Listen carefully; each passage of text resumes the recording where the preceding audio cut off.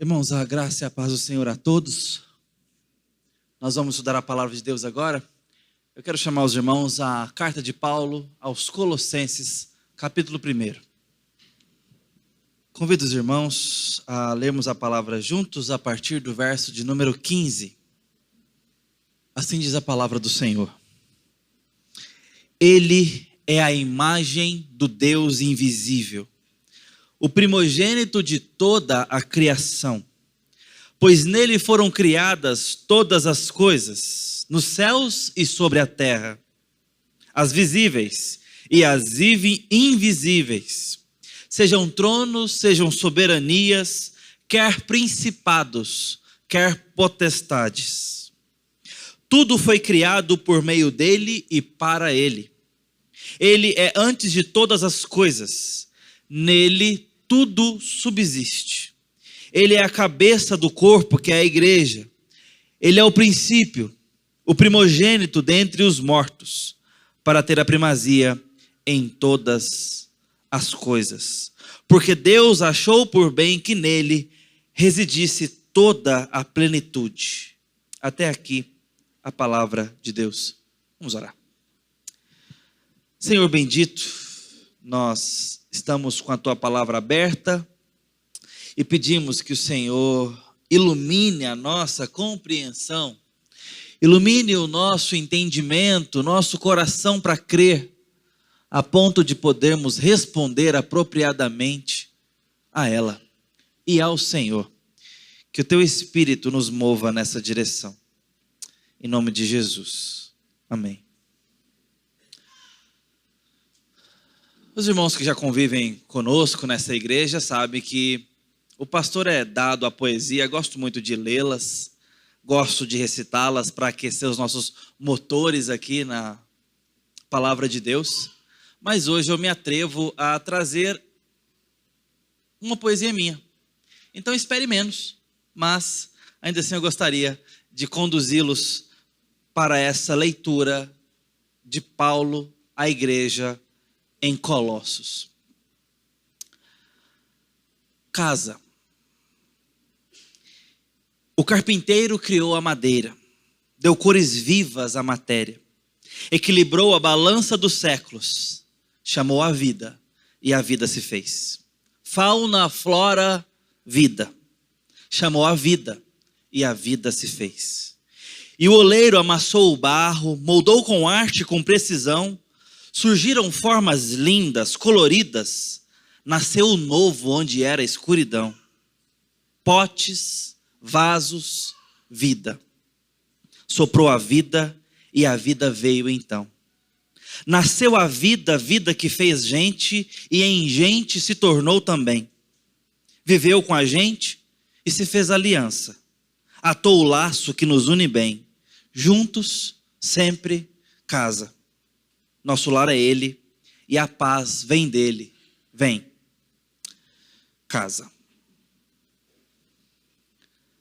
Paulo está escrevendo à igreja em Colosso para orientá-la à fé. Para trazer à memória daqueles irmãos alguns conceitos fundamentais e confrontar pontos cruciais. Olha que redundância na ocasião. Quanto a Cristo. Paulo então escreve desde o primeiro capítulo, desde o primeiro verso, falando com eles sobre o fato de que aquela igreja estava debaixo de oração. E agora precisava de orientação teológica. A igreja em Colossos era uma igreja. E uma igreja crente, que cria em Jesus Cristo. Era uma igreja que confessava Jesus como seu Salvador. Era uma igreja, de fato, verdadeira, tinha toda a sua constituição formal, legítima, mas havia um problema na igreja. Havia aquilo que nós chamamos de heresia colossense. Não é algo que se pega como uma gripe ou qualquer vírus. Não é com ar que se respira. É a partir de práticas e decisões do cotidiano. Havia uma miscigenação teológica, permita-me dizer assim, A igreja cria em Cristo, mas havia um ponto em sua teologia onde Cristo não estava sendo suficiente. E olha, era em algo que deveria ser. Aliás, onde Cristo está envolvido, via de regra, ele basta. É a partir desse ponto eu quero que você me escute com atenção devida. Porque a igreja precisava ser orientada e até exortada. Porque nós não deveríamos ser. E eu quero deixar o caminho aberto ao meu coração para que a palavra de Deus me exorte como essa igreja foi. Então, a partir de agora, eu vou aprofundar um pouco mais no problema colossense, tendo o nosso parâmetro como espelho. E quando eu falo nosso parâmetro, é de momento atual. Porque por mais que estejamos vivendo em comum no mesmo momento, e nessa hora no mesmo auditório de congregação, as nossas realidades, o que nos trouxeram até aqui, não são os mesmos, as mesmas. Temos histórias distintas aqui. Temos pano de fundo pessoais diferentes. Temos histórias, crenças, confianças distintas. E essa igreja também tinha a sua. É uma igreja que foi há não muito tempo evangelizada. Essa igreja ainda estava num processo de consolidação da sua identidade teológica, mas o professor delas foi o apóstolo Paulo. Então o discipulado aqui é robusto, mas ainda assim não escapava de ter que ter ajustes, confronto. Então eu quero te chamar a essa humildade, porque eu posso tocar agora em heranças religiosas que talvez você ainda tenha muito apreço, respeito e carinho, mas nós precisamos entrar em alguns pontos sensíveis a partir desse ponto. A igreja aqui estava vivendo algo a mais quanto à suficiência de Jesus para a sua salvação. Havia um envolvimento de maior ou menor grau em alas da igreja com filosofias e confianças em certos ditos rudimentos do mundo, que eram sabedorias vulgares, num sentido positivo da palavra, por serem populares. E eles estavam acrescentando à âncora da sua confiança um pouco de outras coisas. A partir desse momento é que as portas já estão abertas para que nós sejamos devidamente identificados com esse povo. Por quê? Porque nós somos uma igreja do Senhor Jesus hoje aqui. Porque talvez nós, ao estarmos diante de uma exposição bíblica, numa ocasião dessa, há uma grande suspeita sobre a sua vida que você crê em Jesus Cristo. Há uma grande possibilidade, probabilidade de você confiar em Cristo para a sua salvação. Bom, veja, esse também não era o problema da igreja colossense. Essa igreja cria em Jesus Cristo para a sua salvação. A questão é que havia algo a mais para auxiliar a espiritualidade desse povo com relação a Jesus Cristo. E é nesse ponto, irmãos, portanto, que a coisa fica muito sensível. Eu vou do grosseiro, depois a gente refina. Mas você quer ver que isso pode ser atualizado imediatamente? Talvez você conhece um amigo crente, amigo do seu amigo, que é crente em Jesus Cristo, ama Jesus, serve na igreja, mas que também dá uma consultada no horóscopo da terça-feira. Hipoteticamente, talvez você pode conhecer um amigo do seu amigo, não é? Já viu isso? Crente que lê horóscopo. Só de curiosidade. Olha só que engraçado. E lê sempre. Né? Tem. Eu disse, é o lado mais relaxado, é mais escrachado, mas tem ou não tem? Tem. Eu poderia estar falando dos cristais. Eu creio em Jesus Cristo, mas essa pedra aqui, a berzentina do Pará, ela, quando você coloca ela ali perto da janela, já viu desses? Que gostam dos cristais? Esses são da ala mais esotérica. Tem também. Bom, tá demodê, mas lembra dos apanhadores de sonho? Ih, disse que dava uma purificação no carro, na casa. Crentes que também tinham penduricalhos para a sua espiritualidade. Talvez você já entrou num comércio e deparou ali com, perto do caixa normalmente, um vaso de sal grosso com alguns dentes de alho. Para que é aquilo? Olho gordo, inveja e, claro, mais temido de todos, vampiros, né? São as coisas que a gente tenta evitar com esse método rudimentar. Bom, veja, parece grosseiro, né? Mas infelizmente,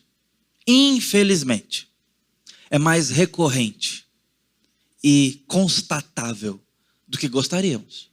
Mas eu disse, essa é a parte grosseira, esses são os camelos para engolirmos. Tem coisa mais fina, tem coisa muito mais sutil. E a igreja colossense estava envolvido em algo muito mais sutil do que essas grosserias que eu estou dizendo aqui. Porque a igreja colossense estava envolvida com pensamentos filosóficos contemporâneos ao seu tempo, que estavam sendo auxiliares à espiritualidade e à fé deles, porém eram concorrentes da suficiência de Cristo para a salvação deles. E Paulo vai confrontar isso.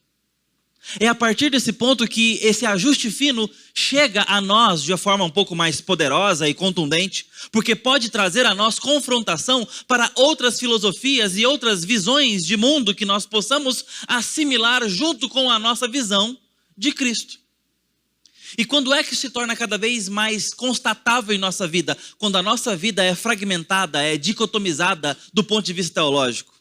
E quando é que a vida é então fragmentada? Quando você traz compartimentos à sua teologia e à vida pública. Você tem a sua vida espiritual e a sua vida teológica, e isso não necessariamente diz respeito à sua vida secular, de trabalho ou talvez de família.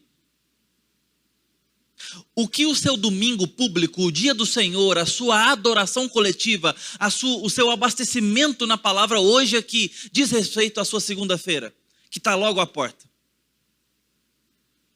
O que esse sermão tem a ver com você amanhã, meio-dia? Entende? É fácil que a gente possa segmentar a vida, estratificar a vida e colocar o compartimento da fé no seu devido quadrado. E aqui eu tenho a área dos negócios. E uma coisa é uma coisa, outra coisa é outra coisa. É quando a gente dispõe-se a viver a vida assim, que nós vamos incorrer no erro colossense, a nossa própria maneira.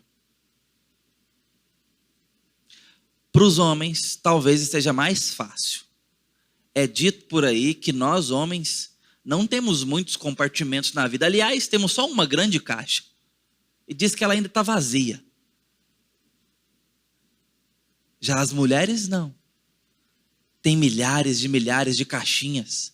E quando você puxa um assunto... Essa aqui de novembro de 2026. Essa aqui do futuro já, né? Essa aqui de 1987. E vai puxando. Né? É mais difícil, que tem mais segmentos na vida. Então, homens, está mais fácil para nós. Pega essa única caixa que está vazia e vamos colocar tudo dentro dela. Mulheres, tem mais trabalho para fazer aí, tá? Já é bom começar logo, que tem que fazer uma faxina aí, abrindo caixinha por caixinha, assunto por assunto, e saber se a sua vida está coerente, coesa. O que você consome, o que você assiste, o que você pensa, quem você ouve, quem você vê, quem você escuta, quem você dá ouvidos aos conselhos, com quem você anda, o que você admira, o que você reprova, diz respeito ou não à sua teologia? Tem contas a prestar com a sua teologia ou são segmentos separados? A sua vida de negócio, a sua vida romântica, a sua vida de trabalho, de vocação, tem a ver com a sua teologia ou não tem nada a ver? É essa fragmentação da vida que faz crentes nominais. É essa fragmentação na vida que faz com que a gente possa incorrer no erro que fez necessário o primeiro mandamento. Não terás diante de mim outros deuses. Não é que o povo adorava outros deuses e pronto. Não, é que o povo de Deus era capaz de chegar a Deus com ídolos nas mãos. Quantas vezes isso aconteceu na jornada do povo de Deus no Antigo Testamento? Recorrentemente, irmãos. Nós não somos diferentes. Nós podemos chegar a Deus com deuses nas mãos. com ídolos do coração, ou não tão do coração assim, muito mais explícito. Podemos, é possível. E nós precisamos examinar a nós mesmos para saber se estamos crendo em Cristo e em mais algo. Se é em Cristo e também no dinheiro, na mesma abordagem de dependência, vocação e interesse. Se é em Cristo e também em outro. Se é em Cristo e também no meu nome. Se é em Cristo e também na minha fama. No meu repertório. Na minha reputação. Se a sua salvação está enxuta em Cristo, ou se tem auxiliares, temores, mediadores, outros. O que é capaz de dar segurança e descanso? Ih, pastor, nem estou tendo isso. A sua ansiedade também deflagra idolatrias, bem como a minha. Porque nós não estamos descansados em quem é suficiente para nos dar descanso e segurança. A igreja colossense estava vivendo isso. E Paulo vem agora lidar com isso desde o versículo 13. No versículo 13 e 14, Paulo diz assim: Ele nos libertou do poder das trevas e nos transportou para o reino do Filho do seu amado, em quem temos a redenção, a remissão dos pecados. Veja como que Cristo é suficiente para fazer algo completo por nós no que diz respeito à salvação. Paulo nesses 2 versos está dizendo: Cristo basta. É nessa hora que ele está falando no que nós chamamos na teologia de monergismo. É uma força única, força para nos transportar, nos libertar e nos transportar. Nos libertar do império e nos tirar de lá, como que um transporte. E nos levar para o reino de Cristo, do amado. É uma força única. Para que isso fique bem gravado, caso seja uma palavra nova para alguém, lembre que isso é distinto de sinergia, que é a soma das forças, onde há cooperação, junção. Na nossa salvação, queridos, há um fazendo força e outro que não pode fazer força por si mesmo, recebendo dessa força suficiente. O Salmo 1 falava disso quando diz que o justo é como árvore plantada. E esse justo é aquele que Romanos explica, pelo menos Paulo aos Romanos explica, que é justificado por alguém de autoridade maior. O justo, ele é plantado.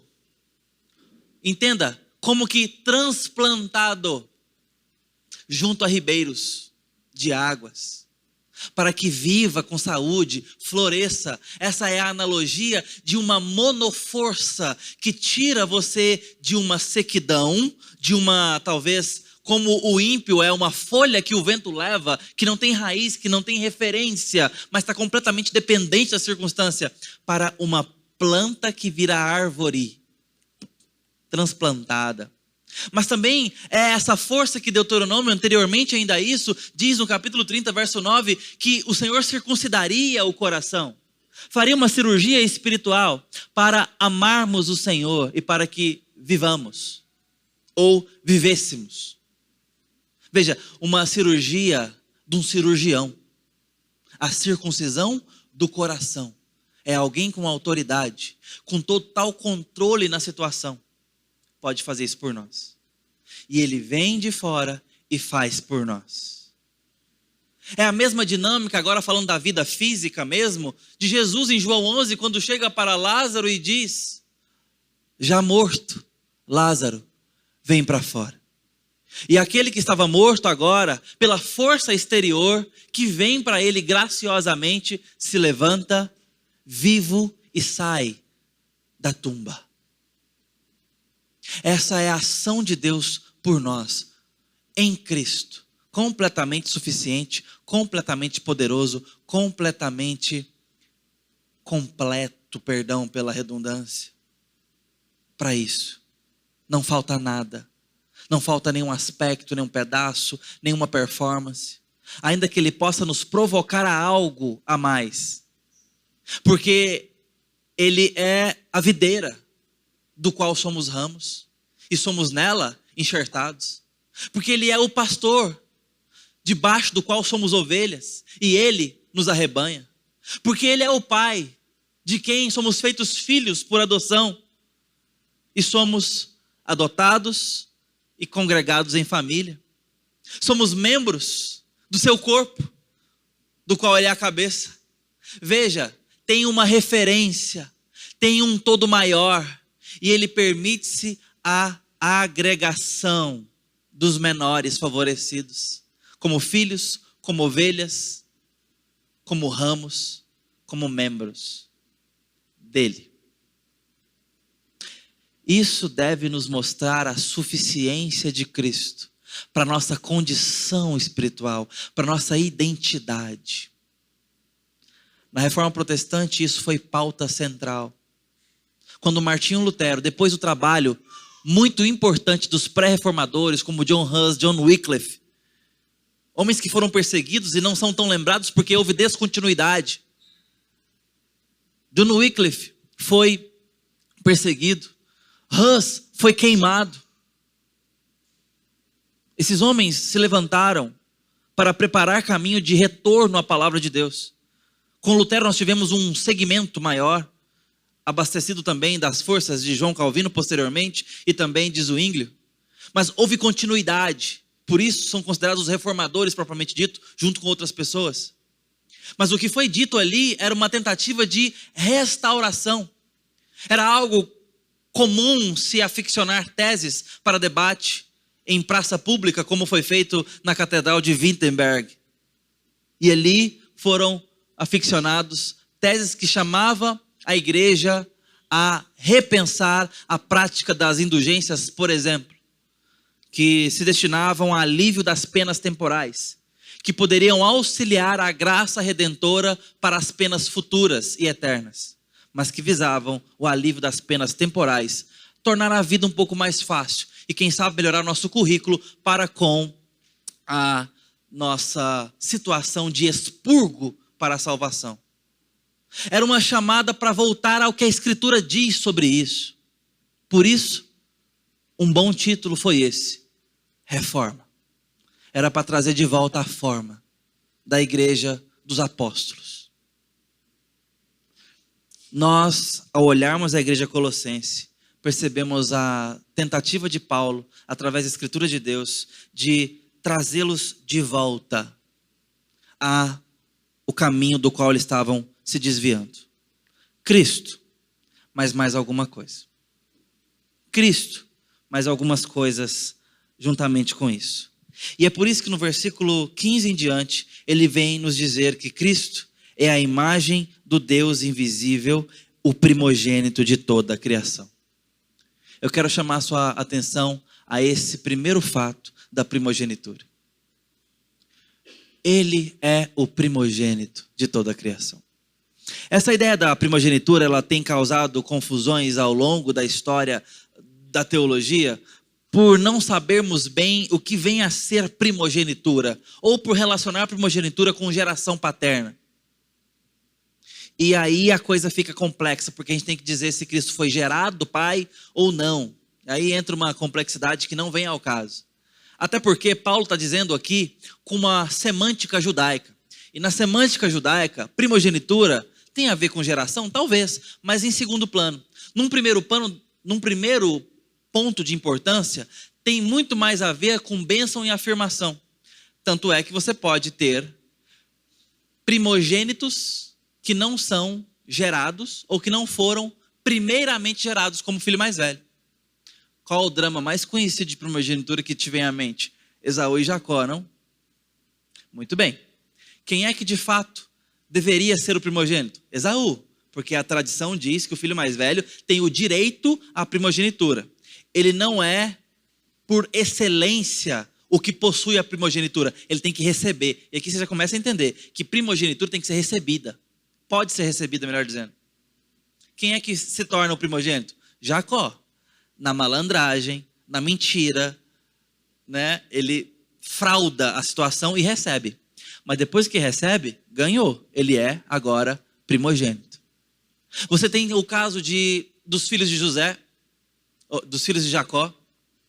Não é Manassés, quem vai receber o direito é Efraim. Então você vai percebendo que a primogenitura pode ser recebida, ela pode ser adquirida como bênção afirmada. Quando se diz nessa semântica que Jesus é o primogênito de toda a criação, nós não estamos dizendo que ele é um com a criação, que Deus criou todas as coisas e Cristo também foi criado, só que ele é mais importante. Que Deus criou todas as coisas, mas ele é o maior. Não é isso. Ele é o primogênito porque ele é aquele que tem preponderância, proeminência. Ele é o cabeça da criação. Ele é Senhor da criação. Ele, na verdade, vem antes de todas as coisas criadas. Verso 16. Nele todas as coisas foram criadas. Ele está fora da criação. Aliás, ele é o responsável pela criação. É o carpinteiro que faz a madeira. E não é feito junto com ela.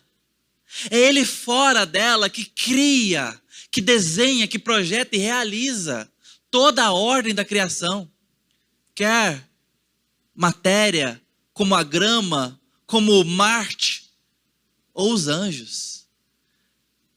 As coisas foram feitas em Cristo. Ele não é o mais importante.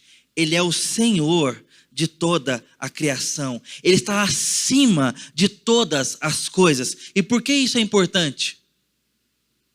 Porque nós precisamos ter muito claro em nossa teologia, espiritualidade e vida prática a grande importância de Cristo e a grande supremacia de Cristo na vida. Eu quero citar aqui com vocês uma fala do Keller e do Michael Gorin, um especialista em movimento de igreja contemporâneo. O Keller falava o seguinte: Jesus não foi apenas um cara legal, que faz o bem para todo mundo. Você não crucifica caras legais, você crucifica ameaças. E o Gorin diz o seguinte: no ambiente atraente do pluralismo, a igreja confessa de modo humilde, mas ousado, que a salvação é encontrada somente ou exclusivamente em Cristo. São afirmações que a gente precisa lidar com elas na nossa teologia prática. Ou Cristo basta, ou ele é mais um. Ou Cristo é o supremo Senhor de toda a criação e, portanto, suficiente para a salvação, ou nós vamos precisar de Cristo e mais alguma coisa. E quando eu acrescento mais alguma coisa, eu desonro a obra completa de Cristo, a obra suficiente de Cristo. E a esse ponto eu chamo você para aquilo que eu falei, de honrar os panos de fundos históricos de cada um de forma especial. Porque eu quero citar algumas tradições religiosas a partir desse momento, com respeito, mas com devida confrontação. Você tem, por exemplo, o caso dos testemunhas de Jeová, que ao entender o que Paulo está dizendo aqui, precisam tomar uma decisão. Porque dentro do segmento das testemunhas de Jeová, cresce em Cristo, sim, mas Cristo não é um com o Pai. Cristo não é a segunda pessoa da Trindade. Cristo não é a imagem do Deus invisível e, portanto, não é proeminente sobre toda a criação e suficiente Salvador. Mas se anuncia Cristo, se crê em Cristo, mas não ocupando esse posto, essa identidade. Veja, portanto, que é importante que a nossa teologia tenha isso muito em conta para que nós identifiquemos a verdadeira fé bíblica em Deus e na sua provisão que a Bíblia nos revela. Aqui temos um ponto de distinção. Precisamos tratar disso. Como eu disse agora há pouco ao nosso coração, numa sintonia muito mais fina e também em movimentos históricos. Com respeito, mas sem omitir a verdade. Nós podemos caminhar agora ao kardecismo espírita. Crescer em Cristo nessa tradição histórica? Sim. Cristo é crido. Cristo é admirado. Mas Cristo não é considerado como um com Deus, como Deus vivo, como suficiente para a salvação, mas como um espírito das mais altas luzes, em alto grau de consideração, admiração, contemplação. Um espírito iluminado, profético até. Pode ter beleza nessa abordagem, pode ter algo até admirável em certo aspecto, mas ainda assim, biblicamente, profundamente insuficiente para quem Cristo se apresenta nas Escrituras. Eu poderia citar o campo dos muçulmanos, e cito. No Islã, nós temos um Cristo crido, admirado até, sabia disso? Um Cristo que é tido em respeito e consideração. O Cristo dos cristãos. Mas ele está talvez na altura de Moisés, mas não mais do que isso. É um grande profeta. Foi alguém importante na profecia teológica do mundo antigo. Mas não um com Deus. Mas não aquele que é suficiente e reflete a imagem de Deus. Mas ele foi um profeta. Em Jesus nós vemos que, pelo menos em parte da história, ele é espírito. E é sim o Pai das luzes. Nós vemos em Cristo, sim, alguém de grande autoridade teológica. Mas não é só isso. Embora há verdades em muitos segmentos religiosos, eu vou parar só nesses 3 exemplos de distinção ao que Paulo está dizendo. Que por mais que seja tênue essa linha entre reconhecer que Cristo é muito importante e que Ele é o Senhor sobre toda a existência e um com Deus, é uma linha tênue, porque nós podemos nos bastar com isso. Talvez você já viu sua celebridade favorita falando certa feita de Jesus e você se animou todo com isso. Citei agora há pouco, para os que gostam de futebol, quantos não acharam bom quando o Neymar Júnior colocou uma faixinha na cabeça, 100% Jesus, e você de repente agora estava achando que o seu jogador de futebol favorito era crente. Bom, eu não sei se é ou não, a gente pode depois conversar sobre os frutos da árvore, mas a gente às vezes se basta com pouca coisa. Ei, que vontade que o Bial se convertesse, né? Parece tão gente boa, tão lúcido. E de repente ele conversa com certos pastores, a gente fica assim, e aí ele vai dar uma concordada com uma coisa ou outra. Como eu gostava de ouvir o Jô Soares. E quando ele passava ali e raspava no evangelho, a gente ficava todo animado, né? Talvez você tenha aí alguns dos seus favoritos e a gente anda se contentando com tanta pouca coisa. Bonita de se ver, mas tremendamente insuficiente. Verdadeira até, mas profundamente insuficiente para quem Cristo é na Escritura. Cristo não é um cara legal. Cristo não é apenas admirável. Cristo não é apenas um bom segmento para que a gente tenha um bom exemplo. Na moralidade, na filosofia, no campo religioso. Essa linha tênue entre ele ser alguém de muita importância e Senhor de toda a vida esconde um abismo, um universo. Esconde um buraco de profundidade eterna. E Paulo quer mostrar aos Colossenses que Cristo não é apenas importante, dentre outras coisas, dentre os seres criados, nem que é o mais importante. Ele quer mostrar que Cristo é Senhor sobre todas as coisas criadas. Que Ele é a cabeça da criação. Que é Ele quem precede toda a criação. Cristo é Senhor de todo o universo.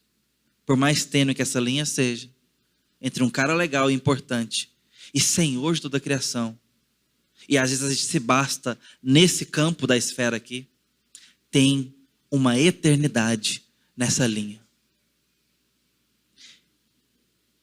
Passemos para depois da primogenitura para as preposições. Porque é dito aqui que, portanto, Paulo demonstra isso ao falar que as coisas foram feitas nele ou em Cristo, por ele ou por meio dele e para ele. Em, nele e para ele. O que? A criação. Toda a realidade. As preposições mostram isso, origem, execução e proposição. Nele foram criadas todas as coisas. Paulo começa a argumentar porque esses irmãos estavam envolvidos com teorias e filosofias que falavam dos rudimentos do mundo, de sabedorias elementais até. E Paulo quer mostrar como que Cristo é superior a tudo que foi criado. E nesse ponto ele está dizendo que Cristo não é apenas alguém que tem supremacia, mas veja, ele é o criador de todas as coisas. Nele foram criadas todas as coisas, nos céus, sobre a terra, as visíveis, invisíveis, tronos, soberanias, principados, potestades. Nele, é em Cristo. A ciência, ao conhecer de forma verdadeira, descobre como as coisas funcionam. E às vezes, o quando delas terem acontecido. Mas na matéria de fé, descobrimos a origem dessas coisas. E a ciência, por mais bela belamente que ela trabalhe, por mais belas que sejam suas descobertas, chega no afastamento, chega no mais longe que ela pode ir na origem das coisas, na origem do universo, e nós temos que partir para o campo das teorias, porque nós não conseguimos resolver o mistério da vida, da matéria, do universo, da realidade, sem uma dose significativa de fé. Fé e ciência deveriam estar andando de mão dadas no parque. Deveriam estar harmonizadas. Porque uma traz luz para a outra. Mas não é assim que nós vivemos. A ciência tem que esbarrar no obscuro e não conseguir reconhecer algumas coisas. Ela deveria se deter nos seus limites e admitir que ela não pode esquadrinhar naturalmente todas as coisas, mas que cabe à fé a revelação de que existe criação para a origem de todas elas. E isto é matéria de fé. O nosso criacionismo tem que ser um criacionismo elevado a tal consequência que nós vamos para a ciência, vamos para as ciências, vamos para a realidade com a mente que tem Cristo no centro. Nós estamos vivendo um momento agora muito especial no que diz respeito às descobertas e exploração espacial.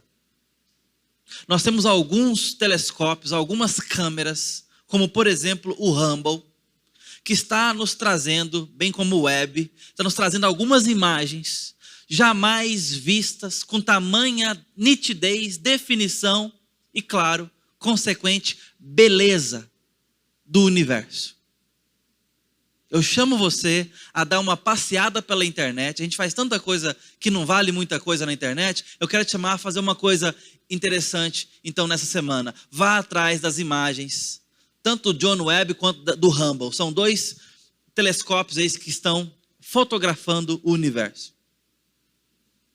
É de cair o queixo com a beleza que está diante de nós. Mas você pode ir para Pirinópolis e se também encantar com uma cachoeira gelada, maravilhosa e linda, ver o pôr do sol do Cerrado, ou mesmo visitar uma praia maravilhosa, uma areia fininha, olho ardendo de sal, pele queimando. Esse é outro problema, né? Mas você pode se deliciar nas belezas dessa vida, olhar a complexidade de um ser humano, uma criança nossa de colo que começa a falar as primeiras palavras e sons ali. A gente pode olhar para a natureza, seja espacial, seja microscópica, ou mesmo dentro de casa, ao redor da mesa, e se encantar com a beleza. E isso não dizer respeito a nada do seu autor, do Criador dessa beleza. Que vazio, não? Eu quero olhar para o espaço, eu quero ver as primeiras imagens de Marte. Não tem nada para ver, mas é interessante, né? Aquela terrona que a gente fica vendo lá. E eu quero ver o Criador por trás. Eu quero olhar na complexidade dos meus filhos e ver a beleza do Criador por trás deles. Eu quero olhar para a arte, para a vida, para a ciência e para a matemática e perceber que há ordem nesse mundo, porque Deus é Criador dele. A minha teologia tem que chegar na minha vida cotidiana. Essa semana eu me deparei com uma discussão teatral sobre inteligência artificial e arte. Nela, duas pessoas debatiam sobre o que pode ser considerado arte. Uma discussão antiga, mas que agora em inteligência artificial volta à tona. E aí alguém disse, um proponente, sim, arte não depende de quem faz. Porque se você vê um quadro bem pintado, você vai admirar o quadro e não importa quem pintou. Verdade. Poxa, é verdade. Então pode ser um robô. Pode. Se o quadro é bonito, a obra é bela. E alguém responde assim, o contraditório. Ei, fulano, escuta o que eu vou te dizer. Eu te amo.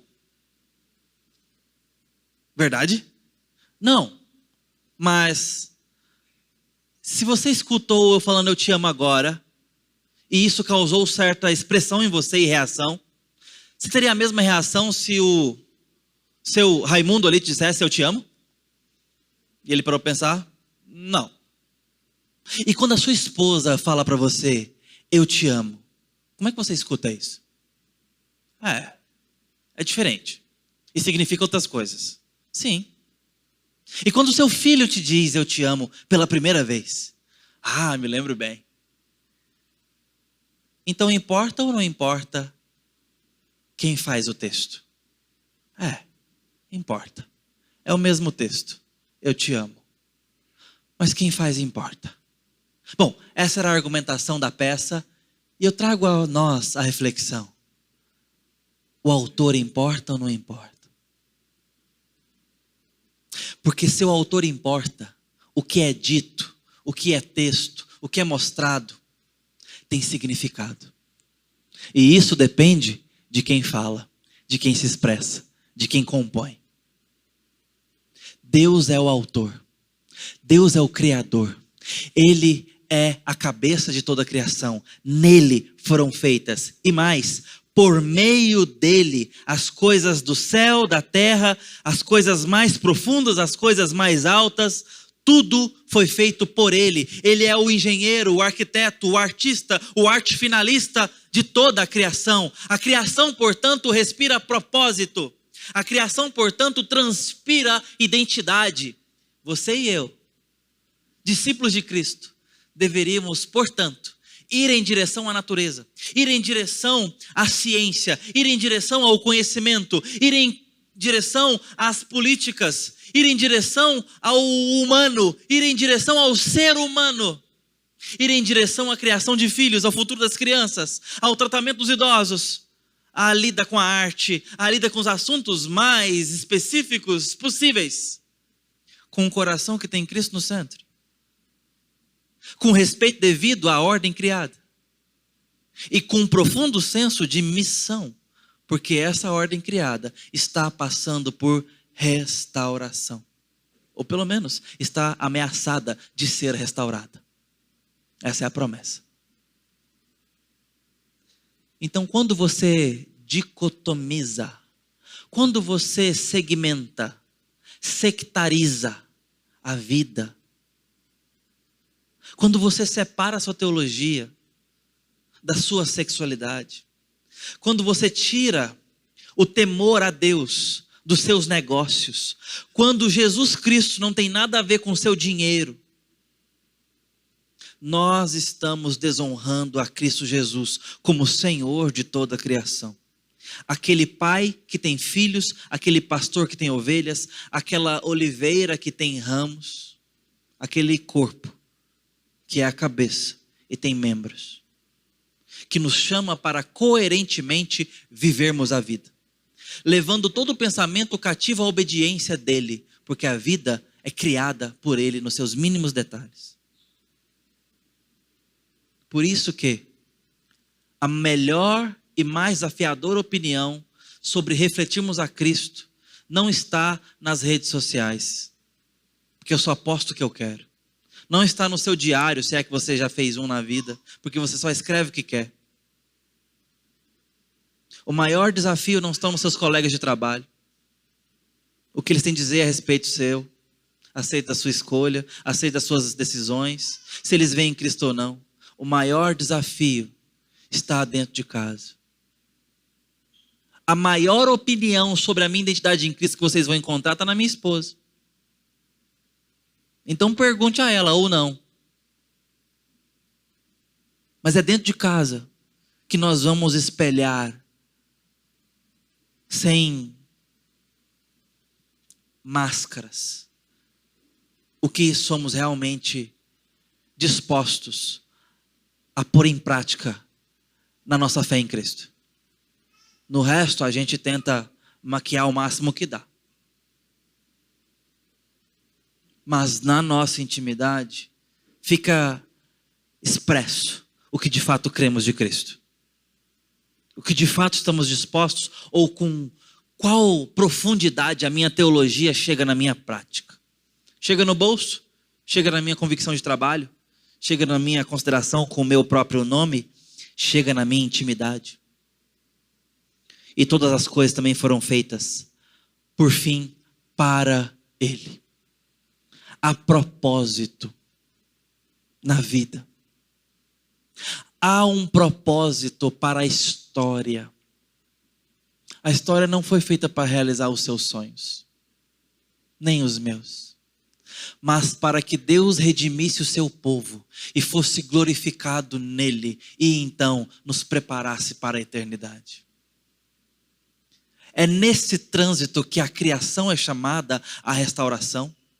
Homens e mulheres são enviados, depois de serem adotados em Cristo, para missiologicamente pregarem as boas novas do Cordeiro até que Ele volte. É assim que nós deveríamos estar indo trabalhar amanhã. Com a cabeça de quem foi alcançado para alcançar. De quem foi amado e agora deve amar. É com essa cabeça que nós deveríamos hoje voltar para casa e entrar no nosso leito com o nosso cônjuge, com a cabeça de alguém que tem Cristo no centro. É com essa cabeça que nós devemos fazer os planos do ano que vem. É com essa cabeça que eu devo lidar com a televisão, com a internet, com o conhecimento, com as minhas referências, com o problema do mal, com as dores desse mundo, com a cabeça de quem tem Cristo no centro da história, de tal forma que essa história concorre para Ele. Ele é o cabeça de tudo, o construtor de todo o universo, e tudo foi feito para Ele. Em qual conclusão chegamos? Nós devemos ter uma conta maior em Cristo Jesus. Nós devemos nos perguntar se a nossa vida está cristocêntrica o suficiente. A igreja colossense foi chamada a ter Cristo em mais alta conta do que estava tendo. Eu quero chamar o seu coração para que você examine a você, se Cristo está sendo proeminente nas suas decisões. Se Cristo está sendo o alvo do porquê que você vai trabalhar. O alvo do porquê você está respondendo uma vocação. O alvo do porquê você tem uma família. O alvo do que, por conta do que você está atrás de recursos financeiros. Cristo está nisso. Porque a teologia que Paulo nos revela coloca Cristo no centro. Imagine se a nossa vida for cristocêntrica o suficiente para os nossos filhos irem para a escola, não importa qual delas, e ao serem apresentados às belezas da biologia, tenham a seguinte conclusão: uau! Como Deus é criativo! Uau! Como Deus é poderoso! Por que chegou a essa conclusão, meu filho? Porque hoje eu aprendi que a terra gira e não se sacode, não balança, não cai do universo, e que tem um sol imenso que faz uma temperatura exata para que haja vida favorável na terra, e que está na distância certa, na temperatura certa, e que esse mundo é cheio de gases que fazem com que a gente possa viver, papai. E que no solo desse chão tem propriedades químicas para que haja frutificação de vegetais para a vida botânica, que também serve de alimento, de nutrientes, de vitaminas. E quase tudo desse planeta é comestível e medicinal. É de um coelho que passa por perto a um frango para sermos mais suaves, a uma manga que cai do pé. Quase tudo aqui é comestível. Não por menos nossas crianças, quando aprendem a gatear, já saem comendo tudo que encontram. Mas a vida está cada vez mais dura, com cimento, concreto e metal. Imagina como era no Éden. Eu acho que dava para comer qualquer coisa quase, menos os animais por hora. O churrasco veio depois. Nosso cardápio aumentou, né, Ivan? Mas nossas crianças muitas vezes têm a vida da escola bíblica dominical. E de segunda a sábado é outra história, é outra vida.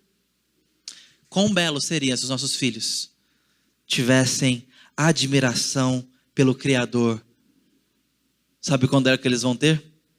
Quando os seus pais também tiverem.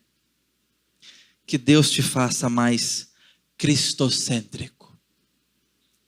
E a igreja confirma. Amém. Vou dar mais uma chance. E a igreja confirma. Amém. Louvado seja o nome do Senhor. Vamos orar. Deus bendito. Como precisamos ter Cristo em mais alta conta. Te pedimos, ó Deus, que Cristo seja suficiente em nós, por nós, porque Ele é. Ajuda-nos, ó Deus, a esvaziarmos tudo aquilo que concorre com o Senhor Jesus na nossa fé. Por amor do Teu nome, para nossa alegria, dá-nos um apego maior a Cristo. Traz nossas afeições ao Senhor. Leva o nosso coração aos pés do Cordeiro. Consagra nossa história, nossa vida, nosso dinheiro ou a falta dele, nossa saúde ou a falta dela, nossas dores e alegrias, Senhor. Que isso seja consagrado ao Senhor. Que tenha a ver com Jesus. No nome dele, ó Deus. Amém.